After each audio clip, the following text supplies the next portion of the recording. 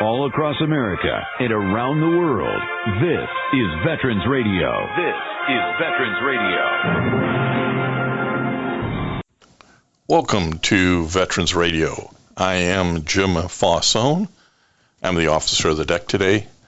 We've got some great programs for you. We always want to remind you you can find more about Veterans Radio at its Facebook site or at the web, veteransradio.org, where we're on the web 24/7. You can find a lot of our podcasts there as well.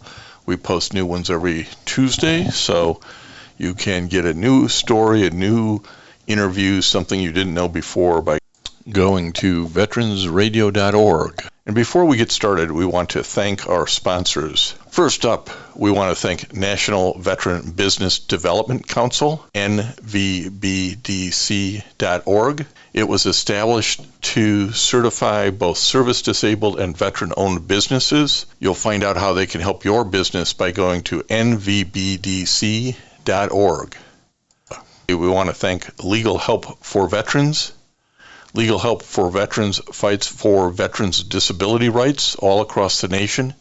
You can reach them at 800-693-4800 or on the web at legalhelpforveterans.com. And finally, PuroClean. PuroClean is the paramedics of property damage. It provides water damage remediation, flood water removal, fire and smoke damage remediation, mold removal, biohazard cleanup. It also has a focus on veteran franchisees. You can learn more about them by going to puroclean.com. We want to welcome to Veterans Radio today Brandy Hill, Dr. Brandy Hill. She is going to talk to us about a subject we've talked about before on Veterans Radio, and that is veterans' exposure to PFAS chemicals, sometimes known as the forever chemicals. Brandy, welcome to Veterans Radio. Well, thank you so much, Jim. It's a pleasure to be here with you and all of your listeners. Well, we appreciate the time you're making for us. We know you're traveling, and getting this in is really timely. So you have a doctorate in public health as well as a master's in public health, and you've done some writing on the cumulative exposure to PFAS substances impacting veteran cancer diagnosis, which we'll talk about. But before we get there, tell us why you're interested in veteran health issues and a little bit of your background. Yeah, no worries. Thank you so much. So I'm a 25-year U.S. Air Force veteran. I retired back in 2019. The entire time I spent working in a military medical facility. So I spent my years there managing teams of individuals who were enabling superior health care for all of the military members as well as their families. But after I did my retirement, I decided I wanted to be a health educator. So off to go work as a health educator I did. But I left to continue to make a mark and an impact specifically on military members. So my husband and I, we have three wonderful children, 27, 23, and 18. My oldest son serves in the military, as well as his wife serves in the military, and they are the parents of my fantastic 18-month-old grandson. So it's a family concern for us. With my husband's background and my background, and both of our fathers also serving, both of their fathers serving, you can see how this extrapolates as a thought process for us to kind of go after. But during my active duty time, education became a huge priority. So although I started a slow road to progress, if you will, my pathway was a windy one. So I originally started out as a logistician in the Air Force, which doesn't seem like it has any kind of impact to health. However, I was deploying and doing a whole bunch of humanitarian missions. And during those humanitarian missions, my job as a logistician was to also act kind of like a pseudo pharmacy tech. So my job was to hand out and deliver pharmaceuticals to the community members that we were serving. With that, I became interested in pharmacology, so I decided to go after my certified pharmacy tech certification. So once I got that, I started doing some time in the pharmacy and realized that pharmaceuticals were just a really good way of us to continue to treat symptoms, but maybe not get after root causes. So then I decided to head on over to the nutrition world, where I got my bachelor's in nutritional medicine. And then I found out nobody really wanted to listen to a dietitian, right? Yes. In addition to that, it all really boils down to education. And the more we know, the more we grow, and knowledge is power, and iron sharpens iron. So that's why I went after my MPH and got my master's in public health. Well, on top of that, I decided what really mattered to me was being able to help educate others. And so I wanted to be able to do independent research. In order to do successful independent research, I needed to get my doctorate. And so that is why I went after my doctorate of public health. And this kind of leads us up to where I am today. Well, it's a typical story of somebody who gets started in one road, and then, as you say, it's kind of a windy road where you end up. Life is rarely a straight line, and we have to embrace all those curves along the way. So I wanted that outlined because I want our veteran radio listeners to understand that your interest in this area is personal. It's with passion. It's not just sometimes we talk to these PhDs or doctors, and it's kind of very eggheady. But there's more here because of your family and life experiences. But let's start with the basics. As I said, we've talked about it before, but I'm sure not everybody understands what PFAS chemicals or forever chemicals are all about. Can you give us a thumbnail sketch of that? Surely. So PFASs, or per and polyfluoral alkali substances, that's a whole lot to say. But they really originated back in the 1950s. And in the 1960s, when they got their first patent, which is fantastic, and they're really useful for a whole lot of things, such as your normal nonstick cookware, the item or the spray that you put on furniture to keep it water resistant or soil resistant. So it's pretty much in everything we touch on an everyday basis. There's thousands of these chemicals. The unfortunate part about these chemicals, though, is they are forever and have been deemed as the forever chemical because there's really no way to get rid of them. Interestingly enough, the AFFF, which is the firefighting foam that's so proliferant around Air Force bases specifically, or military installations that may have JP8 or other fuel fires, that was actually patented in 1966. And we started using it in petroleum-based firefighting in the 1970s. And these are man-made chemicals. They are man-made chemicals, yes. And they don't have a natural breakdown process, if I understand it. No, that's why they're forever, because there's no way for our environment to really just get rid of them and flush them away. And so when they do off-slough into, other parts of our environment, our water, our soil, there they stay to contaminate things like the cows that graze on the grass, the water inside your lake, seep into our water drinking systems.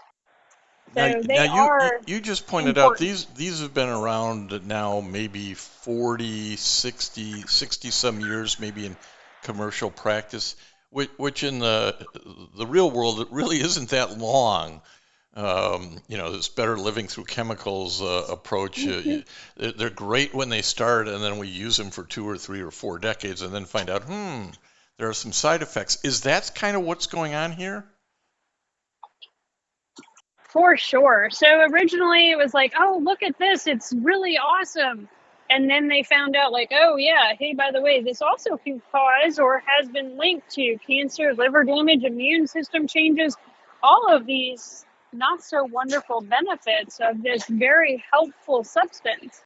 But if you go back and do some research, you can find where some of the leading companies who were making this and distributing it way back in the heyday had some indication that this was probably not safe for people. You did the research, that's why we have you on, and you wrote, as I say, your dissertation was Cumulative Exposure to, and I'm just going to call them PFAS Impacting Veteran Cancer Diagnosis is the title of this. And you used a particular data set, this 10-year data set to examine these relationships. Tell us what you went in thinking and what you kind of came out thinking. So I went in thinking, I'm surrounded by people in my life who've served in various different ways in the military, and a lot of them, an alarming rate of them, have had some sort of cancer. And so I wanted to figure out, is there a linkage to perhaps where we are, what we're doing, and what kind of exposures we may have? And so, anyways, that's what I went in thinking was, can I find a linkage to exposure? And then what I found out was there are some very interesting linkages. So for one, military service members are actually 11% more inclined to have some sort of cancer diagnosis. Additionally, it's been noted that with certain different kinds of cancers, it's actually 25 to 40% higher in veterans than it is in the civilian sector. And so that's why it was so important for me to be able to do this research and kind of find out what is going on. Now, when I did use, like you said, a publicly available data set, this was not a data set that was actually given to me by the DoD, or it's not specific military information. It came straight from the NHANES, which is a national representative data set.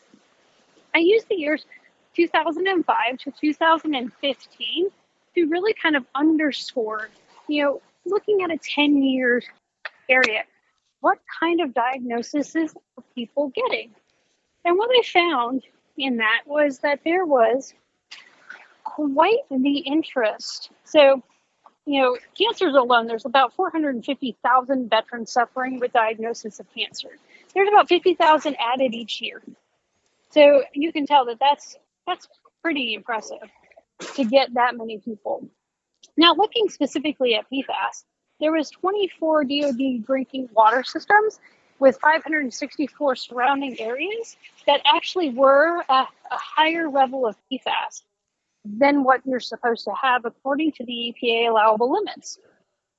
So that's crazy. And then looking at another statistic. So there was 12 times higher the PFAS serum concentrations in U.S. veterans than the U.S. population. So what could that all come from? You're looking at a higher risk of disease. You're looking at a higher PFAS serum concentration. Where is this all boiling down from? So this is kind of where I was starting to look at. What I wanted to really find out, though, was prostate cancer, liver damage, thyroid disease. These were the ones that I was specifically looking and delving into. And I want to stop for a minute, because exposure to PFAS in the military can come from all kinds of different vectors. You've mentioned contaminated groundwater, but it's a lot more than just that, isn't it? Yes. So contaminated groundwater, you've got the firefighting foam I had mentioned earlier.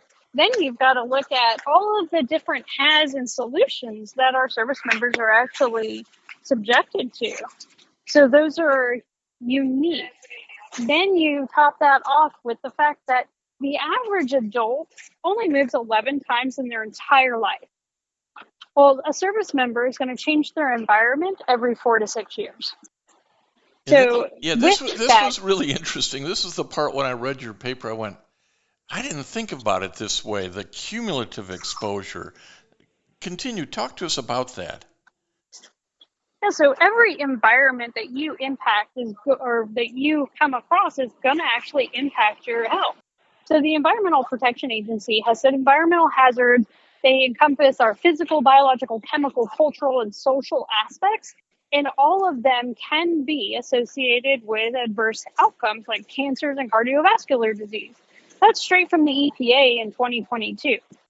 So when you think about the fact that we're changing our locations, we're changing our environments every 4 to 6 years, and then couple that with, for run-of-the-mill, a few handfuls or so deployments for each person, you've changed your environment so many times. And in each of those places, you're going to live in a circumstance or a surrounding area to a base that may or may not have the same situation as the base. You're going to be moving potentially to a different country that has completely different rules of engagement when it comes to what you're doing. And then you throw in the deployment hazards. So it's very important to look at the environment in a holistic sense. So not just, oh, well, people lived someplace, but where did you live and how did you live? And how do we really kind of look at that? How does a private doctor, medical doctor, when looking at a veteran, even sort out what those exposures, cumulative exposures might have been? And I guess that leads to, is like there a test for this? So that is a very, very good question. And it was one of the questions that I had myself. So when you're looking at it and you think you go to the doctor, the first thing the doctor is going to ask you is about your health history. But they're going to ask specifically about, have you smoked? Do you drink? Has your dad had a cardiovascular issue? They don't ask you where you've been and what you've been exposed to. But we know that the environment really adds to your health as a holistic health. So, no, there isn't a way right now for that to be part of it. But if you go and you research, which I did, there's a thing, it's called precision medicine. And precision medicine is all about really understanding a person as a whole and not just a sum of symptoms. So understanding where have you been, what have you been exposed to, what, not just what your health history is and your family health history, like looking at the total big picture, because each person is a puzzle and we are all very unique, especially when it comes to exposures. So we're talking, veteran radio listeners, to Dr. Brandy Hill, who has her PhD in public health. She studied and wrote on the cumulative exposure of PFAS impacting veteran diagnosis. And we are not going to ask her about the tools she used, such as Pearson correlations, Spearman rank correlations, and multiple linear regression, because I don't even know how to ask those questions, and I wouldn't understand the answers. But I think it's important for our veteran radio listeners to understand the complexity of how PFAS exposure may be impacting them.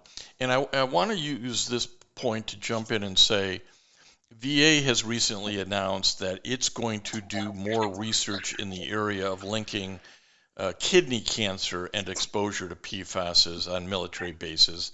And if they make that link, it could be very beneficial for veterans if that becomes a presumptive, and it's much easier to get VA benefits. But I want to make the point, it's only kidney cancer they're looking at, and you just gave me a whole list of things that you looked at. So is kidney cancer just too small of a universe to be looking at, Dr. Hill? Well, so you got to start somewhere, right? And when it comes to the VA, especially when they're looking at the presumptives, they've got to start somewhere.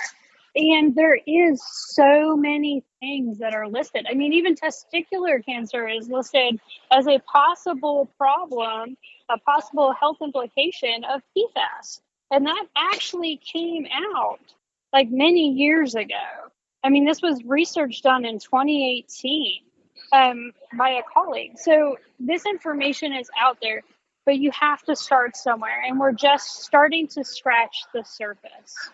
So, I think that's really important, because if you look at what's really happened over the last couple of years and look at the PACT Act, they're starting to really go back to something that was in the military when I first came in back in 1995. So that's a long, long time ago. But we had what was called PPIP, which is put prevention into practice. That was a whole military medical solution set. And we're starting to go back to that. We're starting to look at what are the things that impact our health, and we're scratching the surface to see if we can provide those linkages so that we can get after our future health. Because if we can identify things, even if it's just starting with kidney cancer and then moving on to other cancers such as testicular, prostate, liver damage, thyroid disease, we'll be able to scratch the surface more and try and hopefully get more and more of these things connected and get the veterans the care that they deserve. Yeah, and you have to bring it, I agree with you, you got to start somewhere, and you have to bring it to attention of people, including those private doctors I was mentioning that may not, so few people serve in the military, so few medical people serve in the military, wouldn't even know how to ask maybe the right questions. And even today, I saw an article that came out where out of the University of Southern California, looking at PFAS levels in the blood of young adults, 19 to 24, they found those in the highest levels of PFAS in their blood had a sleep problem, a sleep deprivation problem, sleep disorder. And we know in the military, sleep's like critical and often interrupted in a lot of different ways, but you also have to wonder, I wonder if any of it's environmental. So there's a lot of room for more research, isn't there, Dr. Hill? Yes, there really is. And, like I said before, we're just starting to scratch the surface into, these things and the problems that they've caused and how we can get around them. I mean, if you think about it, like you said earlier, the 1960s really wasn't that long ago, in the grand scheme of things. And so we're just now starting to see these implications and being able to really put together that picture, because it takes time. Exposure to answers, it takes time, and you have to get enough people, unfortunately, to participate in the studies in order to get the information and really uncover where those connective tissues are. Because without enough people, like you said, the military members it's a very small amount of the population. And so we have to get more data. Well, that's answered like a true doctorate in public health and research. You always need more data. But again, I think it's great that you can explain this in layman's terms to our veteran radio listeners. And I often get to ask those we interview about their experiences in the military and if they would still recommend to sons and daughters and nieces and nephews going in the military. I do this because we have such a recruiting crisis going on, but you've kind of already answered that. I take it you were very supportive of your son and his wife being in the military. Oh, for sure. Yes. I'm a huge supporter of military service. I think that everybody could really get some valuable lessons, whether it's 4 years or 25 years. You can really learn a lot about yourself. You can really grow as a person and understand the systems of our country. I couldn't recommend it more. And additionally, it gives you so much if you give it to the service, because I learned a whole lot of different vocations. I was able to see things from a different point of view. I really kind of grow my goals. And not to mention, I got all the way through my master's degree and never paid for school. I mean, that to me is a huge thing, because there's so many people in debt for education. Yeah, there's great opportunities there, and we shouldn't scare people off. They should really explore it. And once you get in, as you saw, you don't know where your career is going to take you, but it may take you somewhere where you're really happy you ended up. So it's a great opportunity. Brandy Hill, thank you for taking some time to us to explain PFAS and cumulative exposure and the research that's being going on to make sure we understand how that exposure is impacting veterans. Oh, fantastic. Thank you so much. And just to kind of give you a preview of what my next study is, not that you may or may not wanted to know this, but my next study is, again, specifically pointing out veterans, because they're, again, my population of choice. But I'm going to be looking into Parkinson's and occupational hazards. Very, very interesting. Well, we look forward to when that's done. Maybe we can talk again. Sounds great. Thank you so much, Jim. And again, thank you so much to your listeners to letting me spend the last couple of minutes with you. And I want to thank everybody for listening to Veterans Radio today. I am Jim Fausone. It's been a pleasure to be your host. I'm a veterans disability lawyer at Legal Help for Veterans, and you can reach us at 800-693-4800 or legalhelpforveterans.com on the web. You can follow Veterans Radio on Facebook and listen to its podcasts and internet radio shows by visiting us at veteransradio.org. That's veteransradio.org. And until next time, you are dismissed. If you have a VA claim denied by the Board of Veterans' Appeals, contact Legal Help for Veterans at 1-800-693-4800. They're experts in handling cases before the U.S. Court of Appeals for Veterans Claims. Their number again, 1-800-693-4800. We again want to thank our national sponsors, the National Veterans Business Development Council, nvbdc.org, VA Ann Arbor Health Care System, the Vietnam Veterans of America Charles S. Kettles Chapter, Ann Arbor, Michigan, VFW Graf O'Hara Post 423 in Ann Arbor, and the American Legion Press Corn Post 46, also in Ann Arbor. We appreciate all your support. You can go to veteransradio.net, click on the sponsor level, and continue to support keeping Veterans Radio on the air. And until next time, you are dismissed.